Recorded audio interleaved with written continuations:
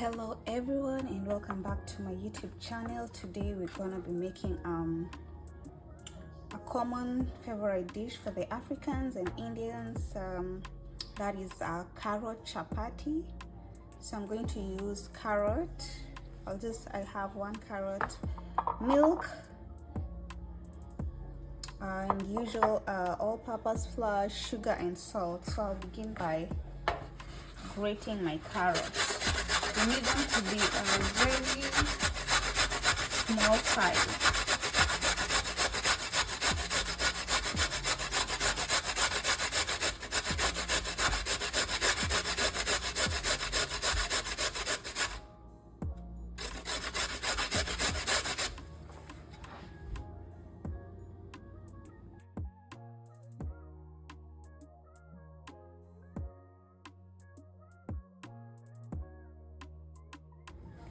So I'm going to use 2 cups of all-purpose flour. You put it in a bowl.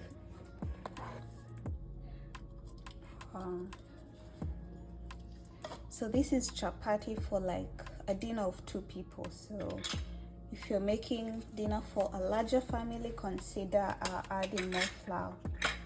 So we're gonna put a pinch of salt, about a 1/4 spoon,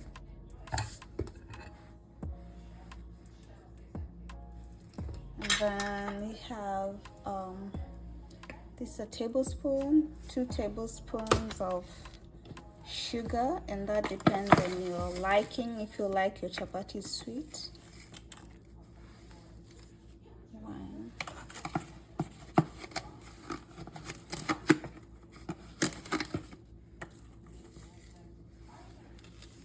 2.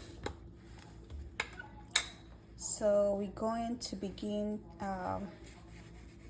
mixing using a whisk.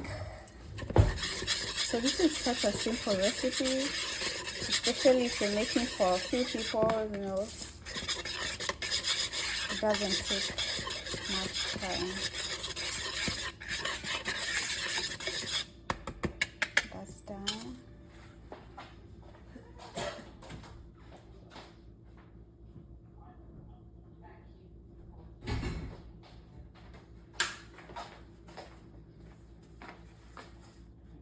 So into our bowl, the mixture of flour, sugar and salt. Some people do add baking powder. Sometimes I do, but today I'm not gonna add that. So we're gonna put about 4 or 3 tablespoons of vegetable oil.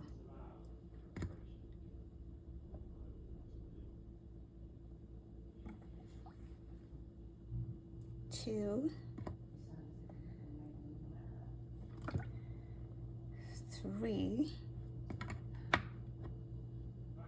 I think 4, that's enough. So now we need to do like we're mixing with our fingers. You can put on gloves if you want to, but I'm used to doing bare hands, so long as I've washed my hands, ensure they are clean. So next we're gonna add in our carrots. So carrots gonna give it like an orange color, orange yellowish color. You know, make it more vibrant and appealing to the eyes. You know, some people eat food because of the color, because it's more appealing. So you can add little by little so that you don't put too much of it.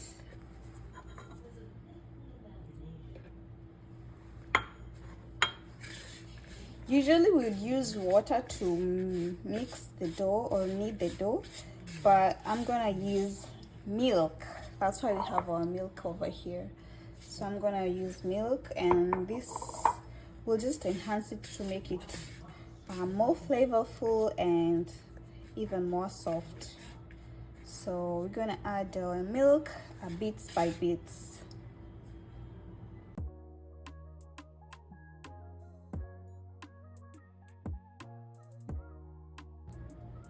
As you can see, our dough is ready, right? Almost ready. Like, it's still sticky, but this is how we want it for now. We're gonna give it some rest for it to incorporate everything,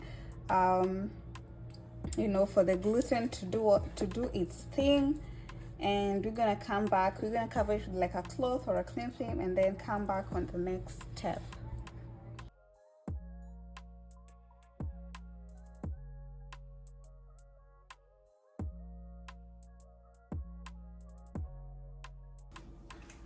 Right, it has been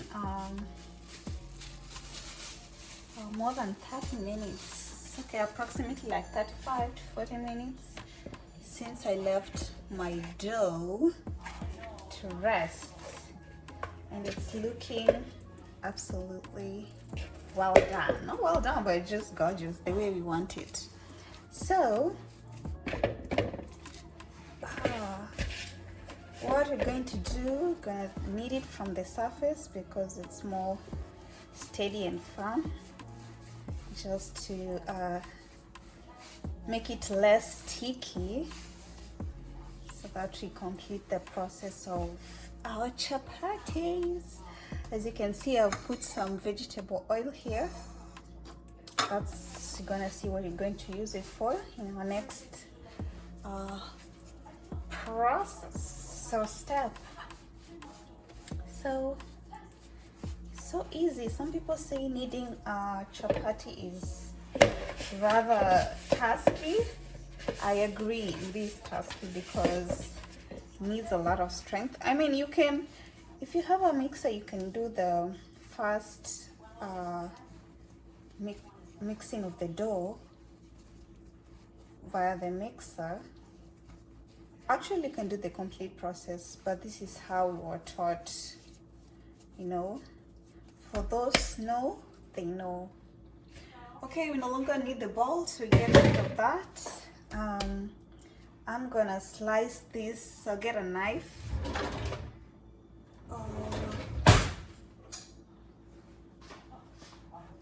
So like I said, this is chapati for 2 people, you know. I'm not planning for it to remain. So let's divide this dough. Those are 4 chapatis. Okay, so we have 4. Just gonna try and make them a little bit more equal, not to perfection, but just the way I feel it with my hand, you know. Okay, so I just don't want perfect. So getting a rolling pin, and then dust the surface and get one of a cut of dough, roll it out. So our next step is oiling. You know, oiling, you don't need to make a perfect. Chapatis are usually perfect circle, but if you are learning, you don't need to be very perfect. Also, you know, we're not eating the shape though. If you're able to make them perfect, good for you, but you actually don't need. Sorry guys, I was making some tea. It's actually cold outside, and I love me some tea when it's cold. Okay, so we brush it with, get our oil, brush it with oil. Be generous, but don't do too much of it. But it also depends to your liking. Some do like the chapatis when they are too oily. The oil is supposed to make it soft, but then when you put too much of it, it's gonna be too oily. I like them soft, but then just perfect. So we stretch it like this. This is just to enable us roll it out in this way. and then fold it like that. So there are different ways when you're making a large quantity, and I think I'll show you guys when you're making a large quantity of chapatis how you can ease that process. But if you're making few like mine, that's how you roll it, and then you're gonna get some perfect layers. Okay, let's set that one over there, and then just do the same thing for the rest of them.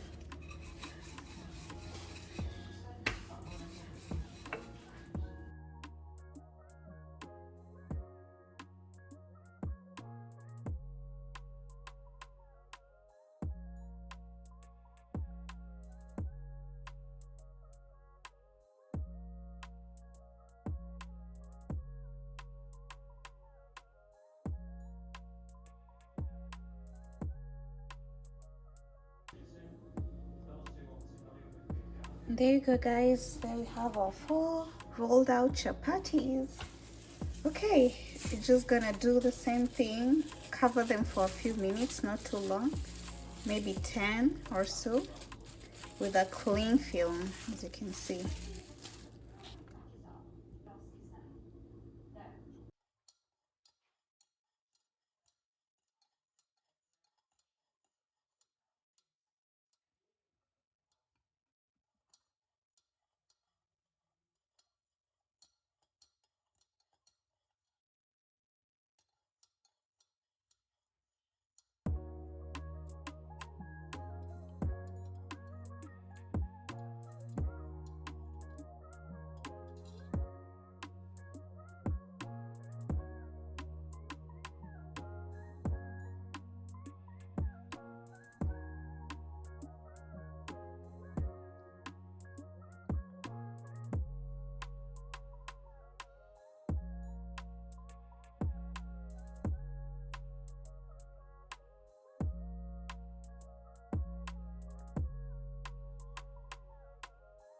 So right now it's been a few minutes later.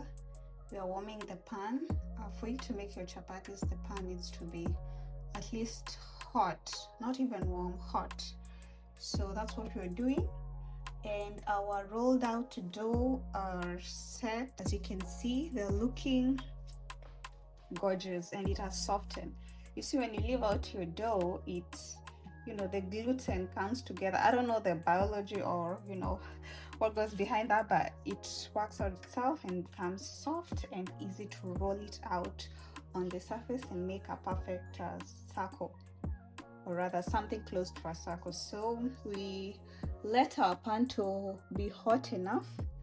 In the meantime, I'll take off the foil, the cling film. So I'll just move the rest on the side and have these. You need to dust your surface as you roll out. And you see the coil that you made is gonna bring out perfect layers for the chapatis.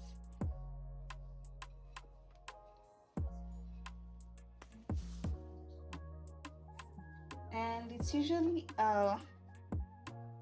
easier for me the way I do it. I prefer rolling out one by one as I cook, or cook 2 at the same time. So I'll roll out the first one and put it on the pan, and then a second one, put it on top so they can cook together. And because I'm waiting for the pan to warm up, I don't want to roll this out because it's gonna stick on the surface. But I think our pan is hot enough now, so let's just roll this out.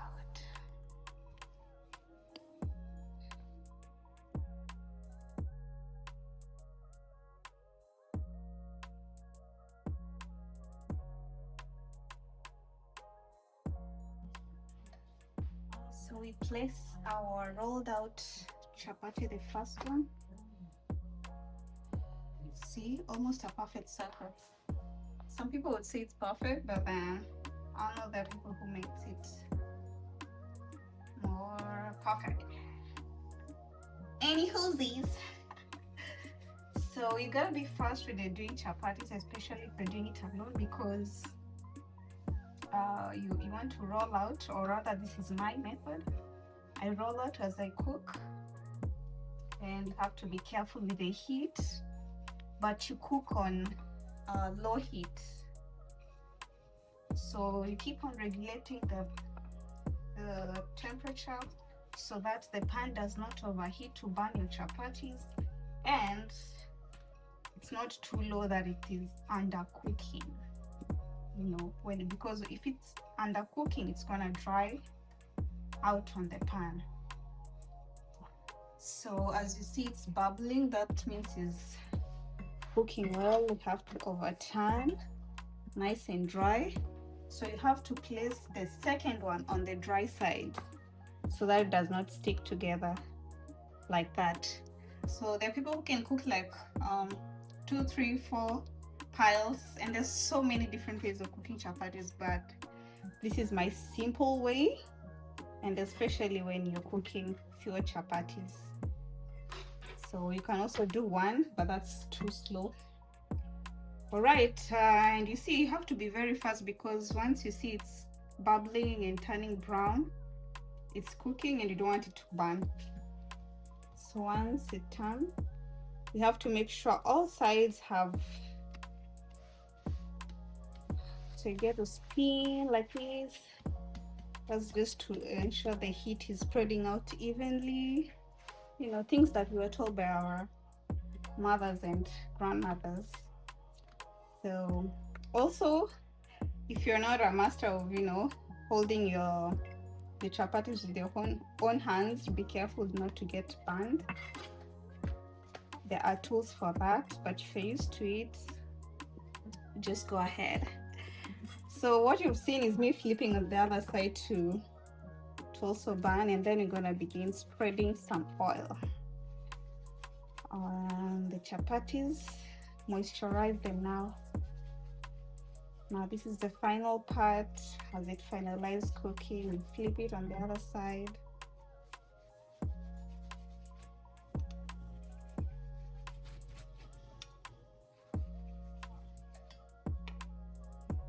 And we flip the other side, nice and golden brown.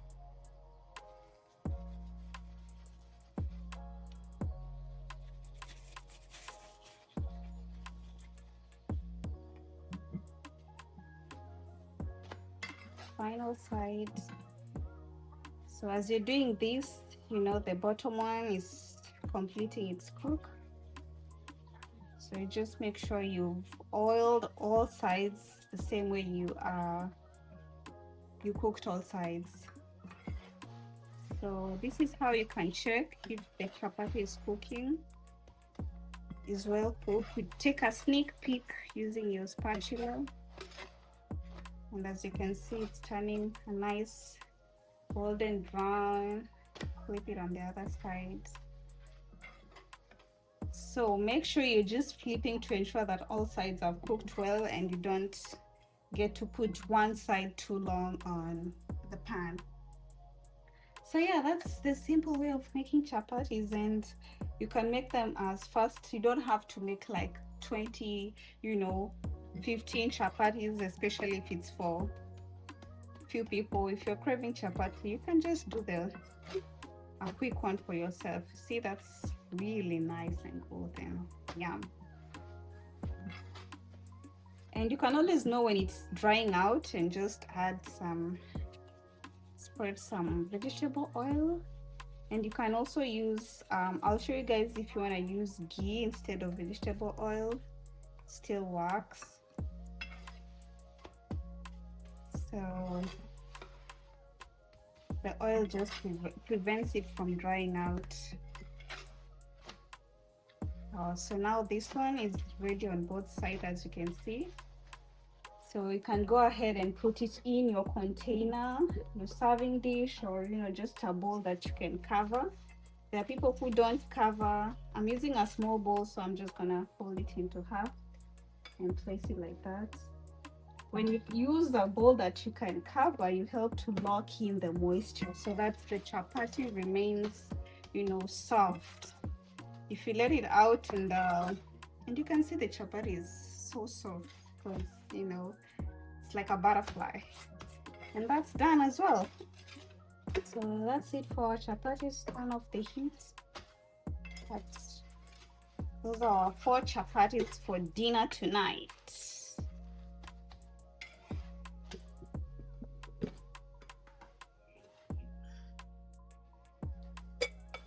Where's the last one?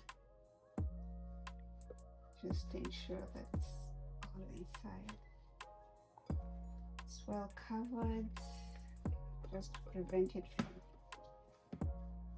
drying out. And that's it, guys. Thank you for tuning in. I'm gonna show you what I'll be serving with, and see you in the next video.